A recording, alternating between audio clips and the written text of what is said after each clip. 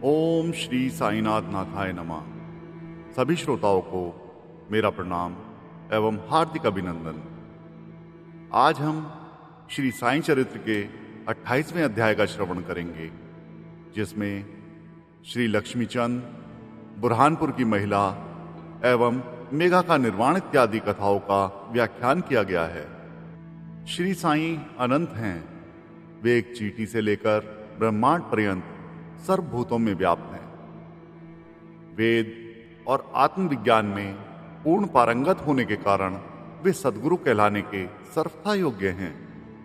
चाहे कोई कितना ही विद्वान क्यों ना हो, परंतु यदि वह अपने शिष्य की जागृति कर उसे आत्म स्वरूप दर्शन ना करा सके तो उसे सद्गुरु के नाम से कदापि संबोधित नहीं किया जा सकता। साधारणतः पिता केवल इस नश्वर शरीर का ही जन्मदाता है, परंतु सद्गुरु जो जन्म और मृत्यु दोनों से ही मुक्ति करा देने वाले हैं, अतः वे अन्य लोगों से अधिक दयावान हैं। श्री साईं बाबा हमेशा कहा करते थे कि मेरा भक्त चाहे 1000 कोस की दूरी पर ही क्यों ना हो, वह शिरडी को ऐसा खिंचा चला आता है जैसे धागे में बंधी हुई चिड़िया खिंचकर स्वयं ही आ जाती है। इस अध्याय में ऐसे ही 3 चिड़ियों का वर्णन है। लाला लक्ष्मीचंद ये महानुभाव बंबई के श्री वेंकटेश्वर प्रेस में नौकरी करते थे। वहां से नौकरी छोड़कर वे रेलवे विभाग में आए और फिर वे Messrs Ralli Brothers and company में मुंशी का कार्य करने लगे। उनका सन 1910 में श्री साईं बाबा से संपर्क हुआ।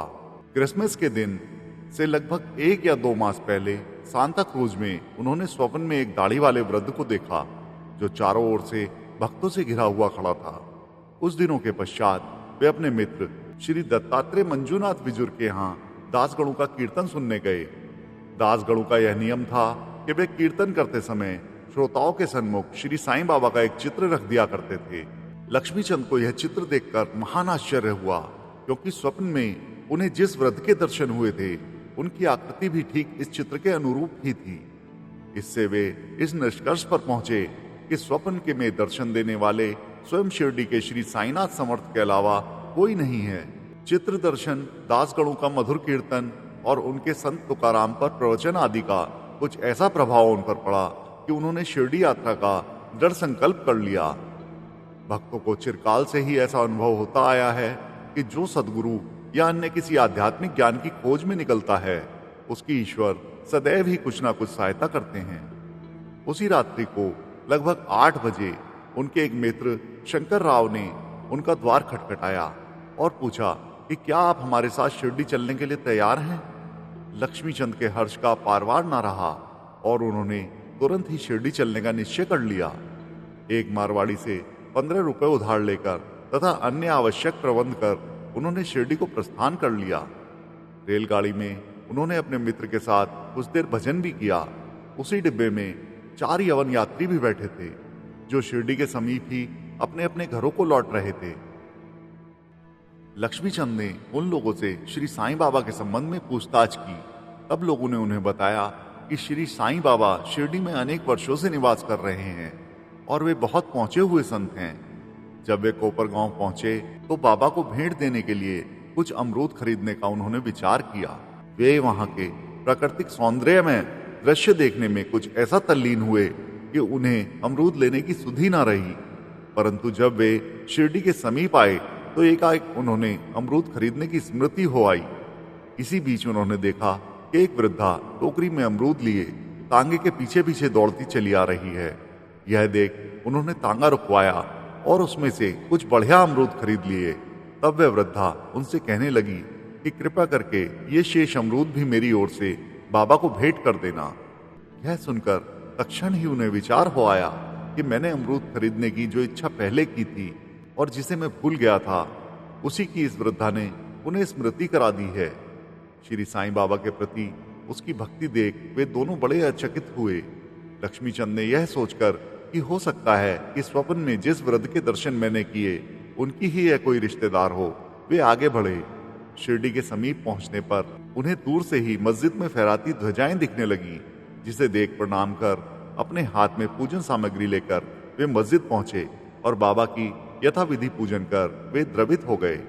उनके दर्शन करके अत्यंत आनंदित हुए तथा उनके शीतल चरणों से ऐसे लिपटे जैसे एक मधुमक्खी कमल के मकरंद की सुगंध से मुग्ध होकर उससे लिपट जाती है। तब बाबा ने उनसे जो कुछ कहा उसका वर्णन हेमांड पंत ने अपने मूल ग्रंथ में इस प्रकार किया है। साले रास्ते में भजन करते और दूसरे आदमी से पूछते हैं, क्या दूसरे से पूछना, सब कुछ अपनी आंखों से देखना, क्यों दूसरे आदमी से पूछना, सपना क्या झूठा है या सच्चा, कर लो अपना विचार अपने आप, मारवाड़ी से उधार लेने की क्या जरूरत थी, हुई क्या मुराद की पूर्ति। ये शब्द सुनकर उनकी सर्वव्यापकता पर लक्ष्मीचंद को बड़ा अचंभा हुआ। वे बड़े लज्जित हुए कि घर से शिरडी तक मार्ग में जो कुछ हुआ उसका उन्हें सब पता है। इसमें विशेष ध्यान देने योग्य बात केवल यह है कि बाबा यह नहीं चाहते थे कि उनके दर्शन के लिए कर्ज लिया जाए या तीर्थ यात्रा में छुट्टी मनाई जाए। दोपहर के समय जब लक्ष्मीचंद भोजन को बैठे तो उन्हें एक भक्त ने सांझे का प्रसाद ला कर दिया, जिसे पाकर वे बड़े प्रसन्न हुए। दूसरे दिन भी वे सांझा की आशा लगाए बैठे रहे, परंतु किसी भक्त ने वह प्रसाद न दिया जिसके लिए वे इतने उत्सुक थे। तीसरे दिन दोपहर की आरती पर बापू साहेब जोग ने बाबा से पूछा कि नैवेद्य के लिए क्या बनाया जाए। तब बाबा ने उनसे सांझा लाने के लिए कहा। भक्तगण 2 बड़े बर्तनों में सांझा भरकर लेकर आए। लक्ष्मीचंद को भूख भी अधिक लगी थी, साथ ही उनकी पीठ में दर्द भी था। बाबा ने लक्ष्मीचंद से कहा, तुमको भूख लगी है, अच्छा हुआ, कमर में दर्द भी है, लो आज सांझे की ही करो दवा। उन्हें पुनः अचंभा हुआ कि मेरे मन के समस्त विचारों को उन्होंने जान लिया है। वस्तुतः वे सर्वज्ञ हैं। इसी यात्रा में एक बार उनको चावड़ी का जुलूस देखने का भी सौभाग्य प्राप्त हो गया। उस दिन बाबा कफ से अधिक पीड़ित थे। उन्हें विचार आया कि इस कफ का कारण शायद किसी की नजर लगी हो।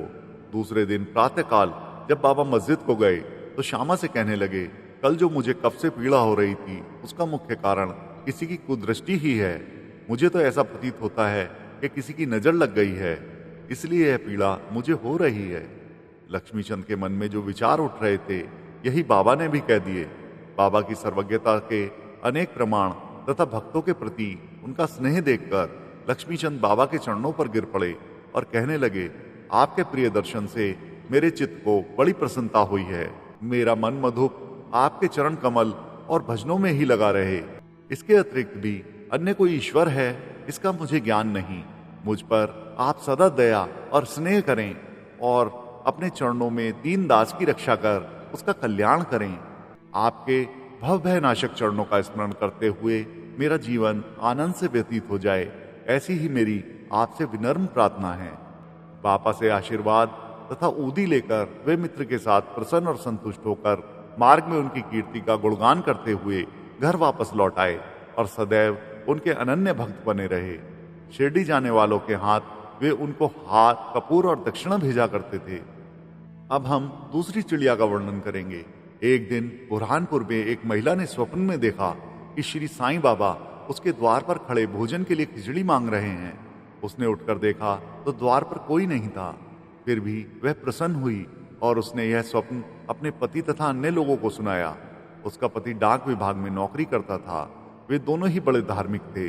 जब उनका स्थानांतरण अकोला को होने लगा तो दोनों ने शिरडी जाने का भी निश्चय किया और एक शुभ दिन उन्होंने शिरडी को प्रस्थान कर दिया।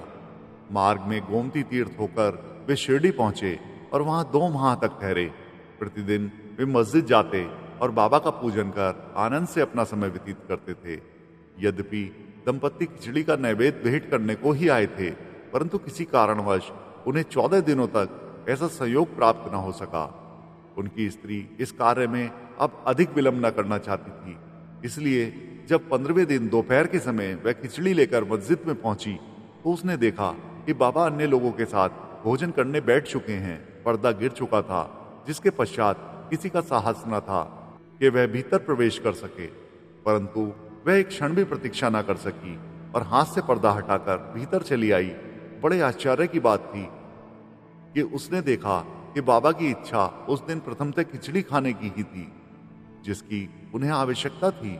जब वह थाली लेकर भीतर आई तो बाबा को बड़ा हर्ष हुआ और वे उसी में से खिचड़ी ग्रास लेकर खाने लगे।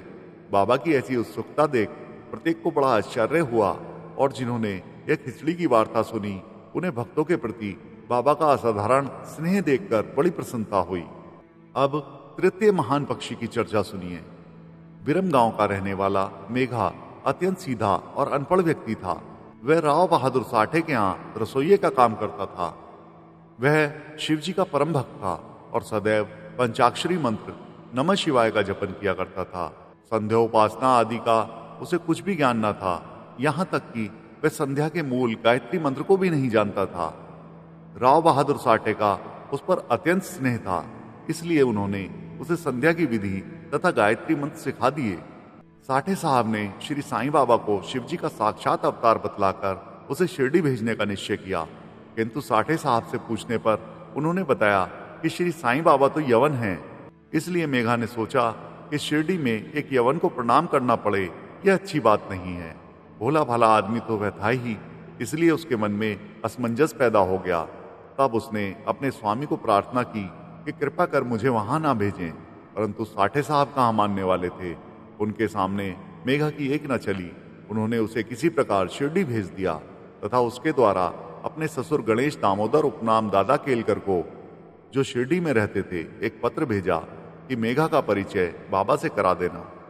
शिरडी पहुंचने पर जब वह मस्जिद में घुसा तो बाबा अत्यंत क्रोधित हो गए और उसे मस्जिद में आने की मनाही कर दी। वे गर्जना कर कहने लगे, उसे बाहर निकाल दो। फिर मेघा की ओर देखकर कहने लगे, तुम तो एक उच्च कुलीन ब्राह्मण हो और मैं निम्न जाति का यवन, तुम्हारी जाति भ्रष्ट हो जाएगी, इसलिए यहां से बाहर निकल जाओ। ये शब्द सुनकर मेघा कांप उठा।